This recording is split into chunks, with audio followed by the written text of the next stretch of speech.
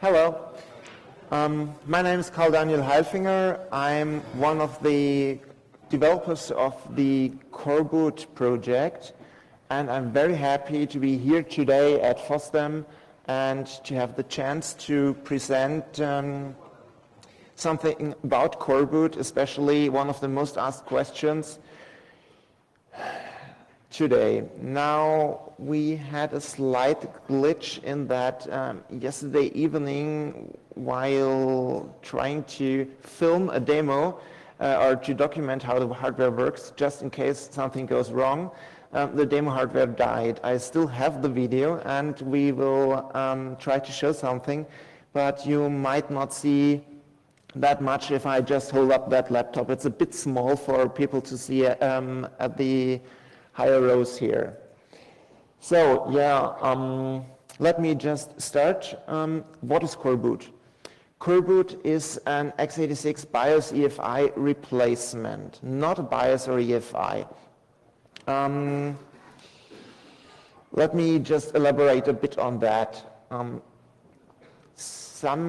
I think 11 years ago, the Coreboot project was founded, and back then it was called Linux BIOS, because the original idea was, well, nothing besides BIOS existed back then, and the idea was, hey, just stuff Linux in the ROM and let it do all the stuff a BIOS would do. However, the name Linux BIOS has come to haunt us in a way which was unexpected. People said, well, I don't want a BIOS, I want EFI, and I don't want Linux, I want Windows.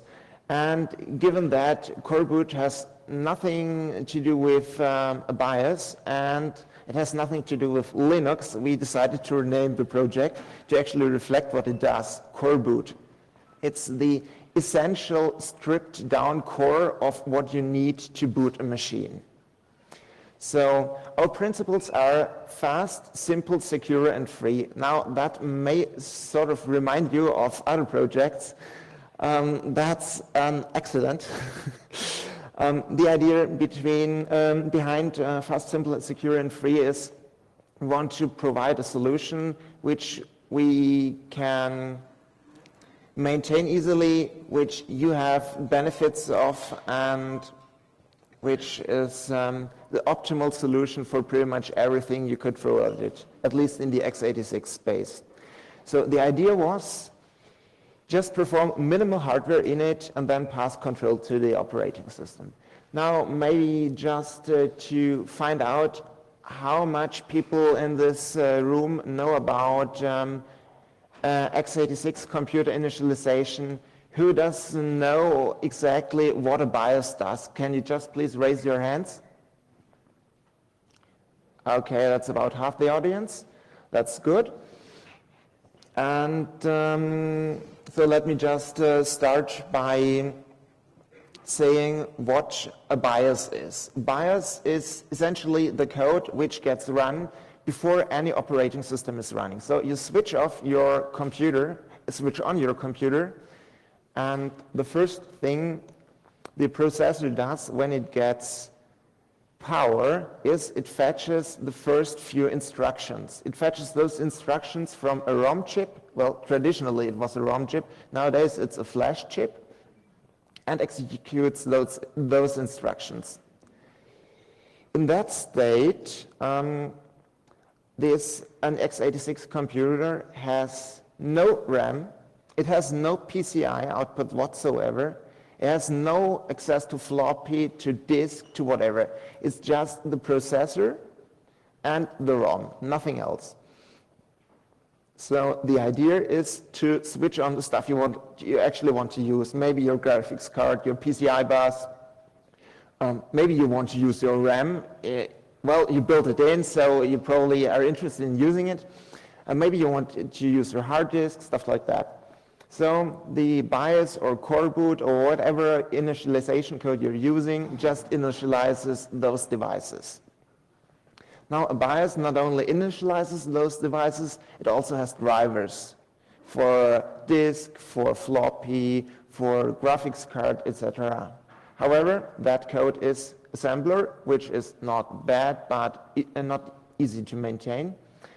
And the other problem is it's 16-bit assembler on a 64-bit machine. Well, you can't really blame the BIOS vendors. It's an industry which grew over time, and it's tried and tested code back from 1982 or something like that, so they know it works. And if you switch on an x86 computer, it really starts up as a 16-bit machine.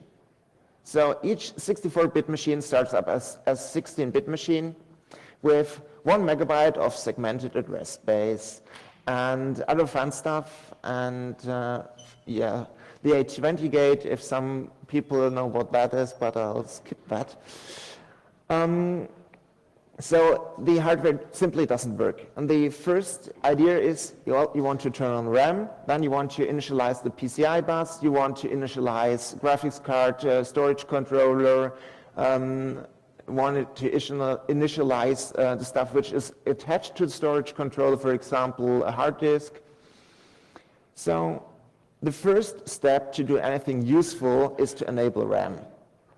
But to enable RAM, you have to train the RAM, and if you don't have any RAM, you can't run C code. Because you don't have any stack, you can't do a malloc, you can't do anything. So BIOS vendors have traditionally just said, well, we'll use assembler, we'll use no call, just jump, jump, jump, jump, jump, unroll all loops. The code is bloated, it's slow, but it works. Coreboot does it a bit different, and let's now just let me tell what Coreboot does. Coreboot, when a machine is switched on, it executes the first instructions. And the first thing Coreboot does is enter protected mode to have 32-bit address space and to actually be able to run. Even on a 64-bit machine, we only enter 32-bit mode. This has reasons which I'll explain later. Among others, speed. So the idea is go to protected mode, and then next step is switch on RAM. However, to switch on RAM, we have to execute some RAM training code. On x86, the RAM controller is pretty dumb, so you have to tell it everything. You have to take the measurements, have to analyze eye diagrams and stuff like that. So what we do is we perform an old trick. Your CPU has cache. Not that much of it, maybe 512 kilobytes or something like that. However, that cache works if you switch it on. So we switch on the cache, lock it, and say, well, please don't write through to memory, to real RAM. And then this cache can act as sort of RAM. And then we suddenly, once the cache is switched on and acts as RAM, that's what we call cache as RAM, you can execute C code and can really work with stuff. So first step, switch on the machine. Second step, enter protected mode. Third step, switch on cache as RAM. First step, train the RAM. So you get access to the RAM. And once you have RAM, you can, well, you have all the RAM in the machine you want, and then you can start initializing the PCI bus. The PCI bus is something which is essential to most x86 PCs. I don't think any x86 PCs without PCI bus are manufactured anymore. So where your graphics card is attached to graphics, storage, SATA, PATA, IDE controller, whatever. And once PCI bus is initialized, you have the ability to initialize peripheral devices. For example, a storage controller, if you have a SATA controller, it wants to initialize the SATA link to the hard disk. So, well, simple is one thing, but it's less complicated than the BIOS, because the BIOS also has to have drivers for everything to talk to that stuff. So minimal hardware in it is really all that stuff which I just mentioned. And then you pass control to an operating system, or what we call a payload. So maybe let's just go back to what are the principles of Coreboot fast. Now, people often ask, why should I use Coreboot? Well, apparently from that, we love to get more users. There are real hard facts why using Coreboot is a good idea. Think of, for example, what's the best problem people know? You switch on your computer and the BIOS starts up and takes a few seconds, maybe a few dozen seconds, or if you have a server, maybe 2 or 3 minutes to initialize the hardware and to give you the assurance and the feeling that it's really thorough in checking stuff. Well, there really is sleep code in there to give you the impression it's doing stuff right. However, you as a user do not benefit from slow code. Well, the power plants may benefit from a longer runtime, but you do not benefit. So the idea is Coreboot is fast. On a normal x86 mainboard, Coreboot takes about half a second from power on to bootloader. Or if you stuff your kernel, your Linux kernel or Plan 9 kernel or whatever into the flash chip, it's half a second from power on to starting the kernel. On server boards, which are a bit slower and maybe where you have 64 gigabytes of RAM, this RAM needs to be initialized. So in those cases, Coreboot may take maybe 5 to 8 seconds instead of 2 or 3 minutes. So it's also a lot faster. Now, Coreboot is so fast that if you press the power button with your right hand, and then you want to reach the keyboard before Coreboot is done initializing, you fail. It's not possible, unless you have superhuman speed. Well, Superman could maybe do it, but last I heard he's not human. And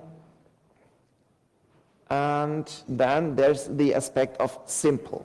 Coreboot is written for maintainability and for usability. And with usability, I mean there is no user interface, so if there's no user interface, you don't have usability issues. Coreboot is just there to initialize hardware, and then it should not mess with you, and it shouldn't ask you questions. It shouldn't display a pretty logo. It shouldn't display animations. Please wait while we initialize this device. If you see that, the software vendor has failed, totally failed. And you want to not notice at all that Coreboot is running. Coreboot is also simple, as I previously mentioned. We do not have drivers. Coreboot does not have disk drivers, does not have graphics drivers, doesn't have anything. Because what can you do in half a second? Display a message. Once the monitor has synchronized to your VGA signal, the logo is already vanished, so it's pointless. Boot from disk is something which a payload does. Coreboot just focuses on simple init. Coreboot is also secure. Let's just focus on the second point I mentioned here with auditable code. Governments do not trust anybody, not their own citizens, and especially not other governments. So if a government says, well, we have some highly classified data, and we want to work with that data, they sometimes want real secure systems. Now, we all know that real secure systems are a bit hard to get. However, the next best thing is to have somebody audit the code. Now, if you buy a classic computer, you can't audit the code. You can go to the mainboard vendor and ask the mainboard vendor, please give us the source code to your BIOS. The mainboard vendor will tell you, well, we do not have it. The BIOS vendor has that code. Next, you go to the BIOS vendor, for example, Emmy Award or whatever, and ask them to give you the code. Maybe they do, maybe not. But even if they do give you the code, they will tell you, well, we do not have all the code. We just have some of the code, and some hardware in it was provided by the chipset manufacturer or was provided by the processor manufacturer, we just got a binary blob. We do not have the code. Then you go to Intel, AMD, or whoever, and if you're lucky, they will give you some code. If you're unlucky, they will tell you to please come back if you want to buy 1 billion processors or stuff like that. And you usually do not have that budget, even if you're a government. So the idea is you want this code to be auditable, and if everything which runs on your processor is free and open code, the problem with audit is just the problem of finding somebody who is able to audit the code and finding somebody who is willing to do that for a cost which you can afford. But it's doable. And those persons auditing the code will scream in horror if you throw at them maybe a few 10,000 lines of assembler. That's the reason why we wrote everything in C, except, well, a dozen lines switching on the cache and switching on protected mode, and the rest is C code. So next aspect of why Coreboot is secure is no code is running once the OS takes control. Who does know what SMM or system management mode is? Okay, short explanation. The x86 processors have a concept of privilege levels. So you have ring 3, which is basically the ring which operating systems use for user space. Ring 3 means lowest privileges. That stuff cannot mess, code running in ring 3 cannot mess with hardware. Code in ring 0, which is the classic lowest, the highest privilege level, that's why it's the lowest number. This code can do everything with hardware, and that's what operating system kernels use. And then you have the ability to, in your Intel and AMD and other processors, to run system management mode code. This code is at an even higher privilege level than ring 0, so you can use this system management mode to trap hardware accesses, to emulate, for example, devices which do not exist. You can, for example, if you have an old operating system which can't handle USB keyboard, you tell your BIOS, please run some code in system management mode, and every time somebody presses a key on the USB keyboard, please emulate a PS2 port in software and let the OS, the operating system, think that the software which that there is actually a PS2 port and that there is a PS2 keyboard attached to it. So this system management mode code runs always. The OS cannot stop it. The OS has no idea that this code is running. So people have demonstrated rootkits in system management mode. It's real fun, and there's no way to detect that.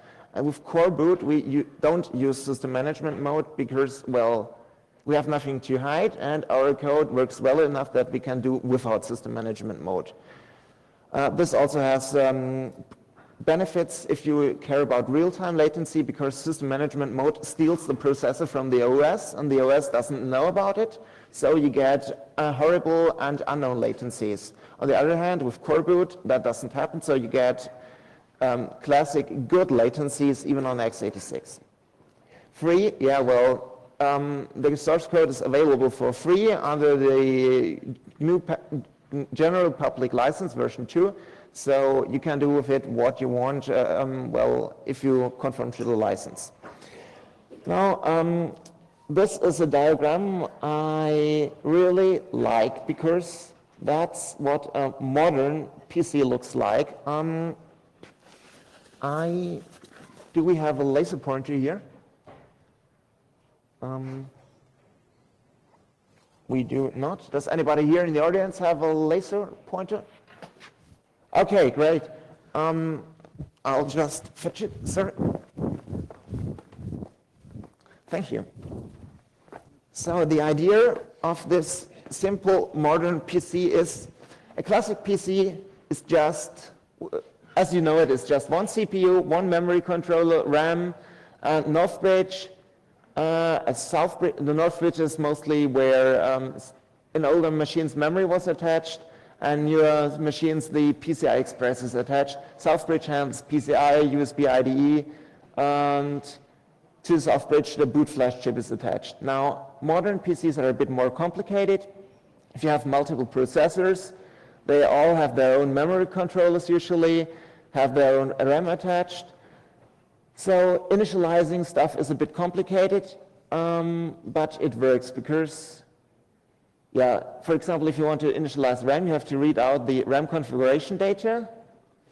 The RAM configuration data cannot be read directly by the CPU, can't be read by the north bridge, can't be read directly by the south bridge, but only by the SM bus controlling the south bridge. So it's a bit complicated to initialize, but it works. Now on a laptop, it's a bit more complicated. You have a Super I/O or embedded controller chip, and that embedded controller chip handles thermal management. It handles stuff like battery charging, like even switching on your machine. So this simple modern PC is fun. Now, this is next slide is something I would wanted to skip. Well, so the idea now is I wish to apologize. I had a slight hardware issue which caused me to lose some of my presentation. So I'll continue with audio only. The architecture we saw of a laptop is, if the slide actually comes up again. Yeah. Laptop architecture is you have here an embedded controller instead of a Super I/O chip. And that embedded controller, as I mentioned, handles battery issues, etc. And you need to work with that as well. So about x86 init, I already mentioned that. So Coreboot is a bit a strange beast in that people who say, well, what do I need to write Coreboot?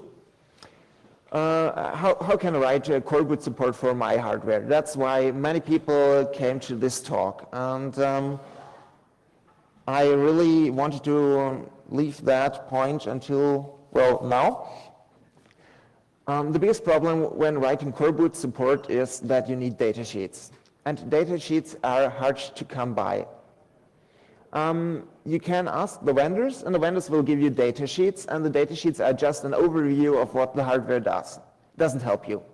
Then some vendors give you a datasheet which has hardware programming information. For example, Intel do that, and AMD do that. That's nice, but for Coreboot, we need datasheets which contain also information about initializing memory, about initializing the CPU and stuff like that.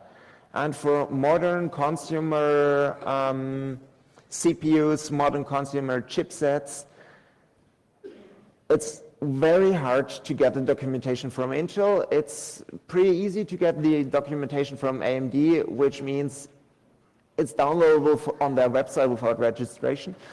And the question is, what can I do without documentation? Well, you can't do anything if you want to write chipset or processor code.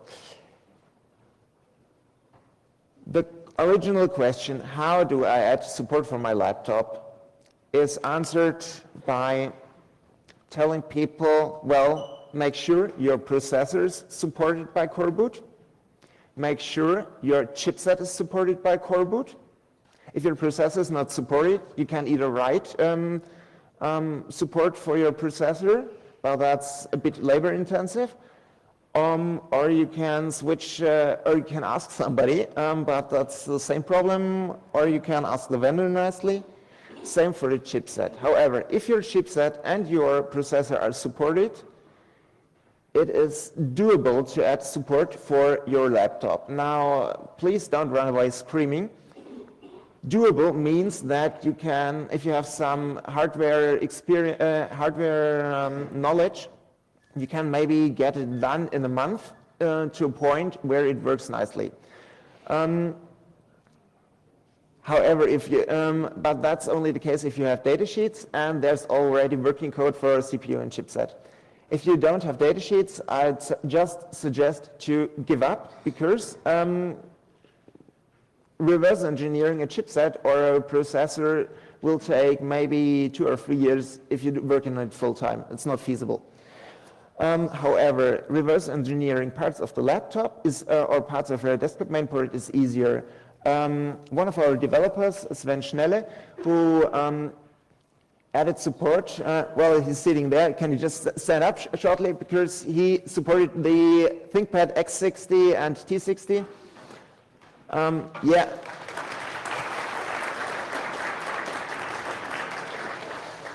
He worked with a logic analyzer and reverse engineered the ThinkPad. He was also lucky that he had schematics of the ThinkPad available, so he could use it easily. So hardware debugging is something which you need. Such a complex beast can be debugged best if you have a logic analyzer, and you better have a good logic analyzer.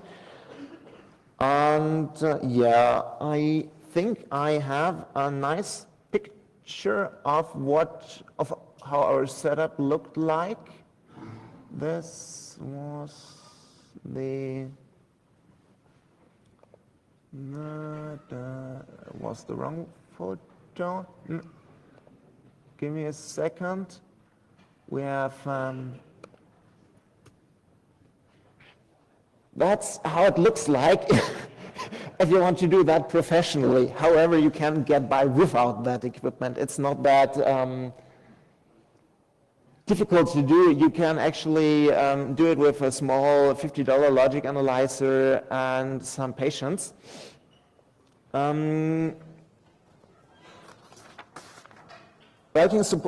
back to writing support for your laptop. The idea of writing support for your laptop is you find out how your laptop works by running diagnostic tools like LSPCI, by checking the ACPI code of your existing laptop, by running SuperIO tool, which is also one of the tools we wrote for analysis of systems, embedded controller checking, and stuff like that.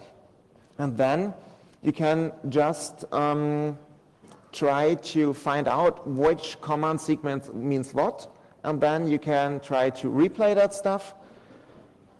Replay is something which works sometimes. Sometimes you better understand what you're doing, but it works pretty often. We have, if you do not own a logic analyzer, and those beasts are, well, expensive. A car is a lot cheaper. So what you can do is, we have a project which is called Serial Eyes. It's like a serial in-circuit emulator. So we use QEMU to run the x86 code, and every hardware access is forwarded to the real hardware, so you can just watch a BIOS execute and can just log everything it does, and all you need is a serial cable for $5. That's a bit cheaper than a logic analyzer, but it's also slower than a logic analyzer. So next on and that's partially disassembled laptop, which is actually running Coreboot, which is working, and no, don't fear, you can reassemble it later, and then it just looks normal. Well, how many minutes do I have left? 3. Okay, so maybe I'll just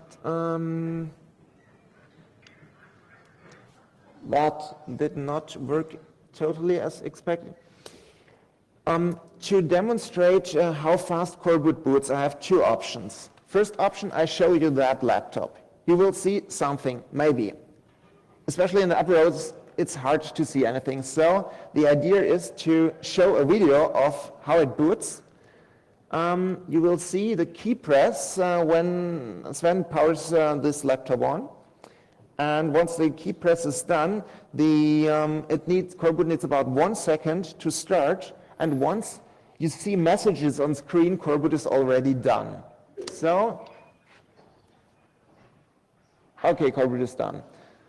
Now, I realized that a live demo is better, so I'll just, well,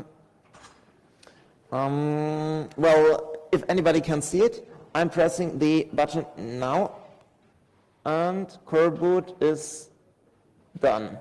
Well, I can't see the screen myself from the side, so maybe not the best option. Right, but what I can demonstrate is we booted to a full Linux system. I'll now reboot the system. It's shutting down and reboot now. Coreboot is done, so it's fast.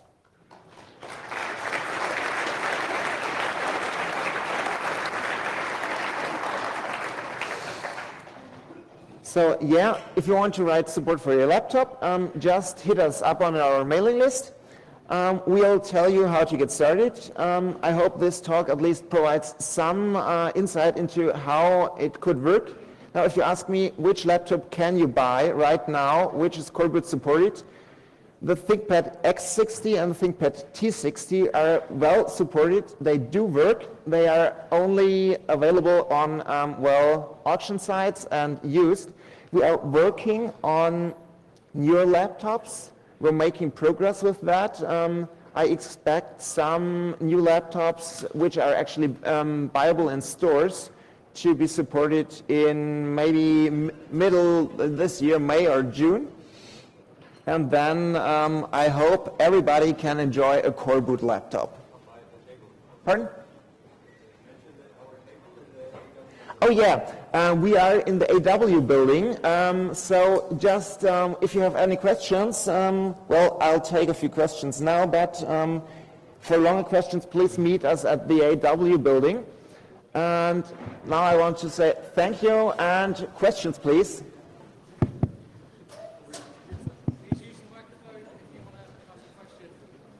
We've got a microphone over here and one over there for questions. So, Please come queue up. Microphones are there and there.